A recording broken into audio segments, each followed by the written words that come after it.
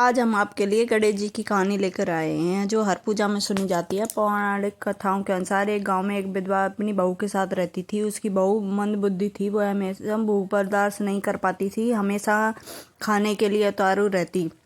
वह सबसे पहले उठकर खाना खाती, फिर बाकी काम कर दी। एक दिन विधवा ने अपने घर में पूजा करवाने की सोचा, लेकिन वह बहुत परेशान थी क्योंकि उसकी बहू अगली सुबह उठते ही खाने के लिए दौड़ती, पूजा के लिए बनाए हुए पकवान को झूठा कर देती। अपनी बहू को पूजा के लिए बनाए हुए पकवान से दूर रखने के लिए विधवा ने एक तरीका निकाला। पूजा वाली सुबह उसने एक मटका लिया, उसके नीचे छेद कर दिया और अपनी बहू से बोली कि आज पूजा है, इसलिए खाना खाने से पहले पानी भर के ले आ।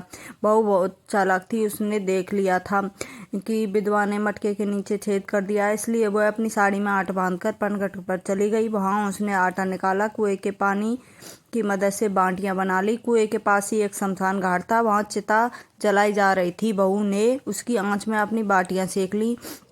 उसकी बाटियां सूखी थीं। पास ही एक गणेश जी के मंदिर चली गई, जहाँ गणेश जी को किसी ने चोला चढ़ाया था। उसने देखा गणेश जी की तौन में घी लगा हुआ है। उसने घी अपनी बाटी पर लगा लिया और उसका भोग गणेश जी को लगाकर बाटी खा ली।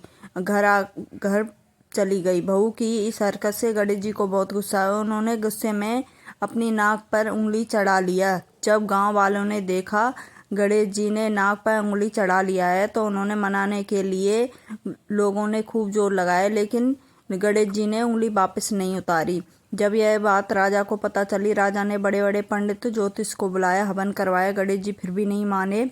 सब बहुत चिंतित थे। राजा ने पूरे गांव में ऐलान कर दिया, जो भी इंसान गणेश जी की नाक पर उंगली हटाने के सफल रहेगा उसके लिए इनाम के तौर पर 5 गांव दिए जाएंगे। गांव के सभी लोग गणेश जी को मनाने के लिए लग गए, लेकिन गणेश जी नहीं माने। अंत में विधवा की बहू बोली, अगर सब आज्ञा दें तो गणेश जी की उंगली हटा सकती हूँ। उसकी बात सुनकर विधवा हंसने लगी, बोली जब बड़े बड़े विद्वान कुछ नहीं कर पाए तो तुम कैसे गणेश जी को मनाओगे। किसी ने बोला, जब लोगों को मौका मिला है तो इसको भी एक मौका मिलना चाहिए। फिर सभी लोग बहू का एक मौका देने के लिए मान गए, लेकिन बहू ने एक शर्त रखी। उसने कहा उसके घर से मंदिर तक पर्दा बांधा जाए। जब लोगों ने सोचा इतना हो चुका है तो पर्दा बांधने में क्या जाता है, बहू के कहने अनुसार उसके घर से लेकर मंदिर तक पर्दा लगाया गया। बहू ने अपना दिमाग लगाया, वह पेटीकोट में मोंगरी छुपाकर चली गई। मंदिर जाकर उसने गणेश जी से बोला, आपके तौन से जरा सा घी क्या ले लिया, ने अपने नाक पर उंगली चढ़ा ली। अब नाक से उंगली हटा रहे हो या एक मोंगरी कि अभी आपके टुकड़े के टुकड़े हो जाएंगे। बहू की ये चेतावनी सुनकर गणेश जी थोड़ा डर गए। उन्होंने सोचा कि यह तो पूरी पागल है, कहीं सच में मुझे मोंगरी ना मार दे। गणेश जी ने बिना सोचे समझे अपनी नाक से उंगली हटा ली, जिसे देखकर गांव वासी खुश हो गए। बहू का जयकारा लगने लगा। राजा के ऐलान के मुताबिक बहू को 5 गांव इनाम में दे दिए गए।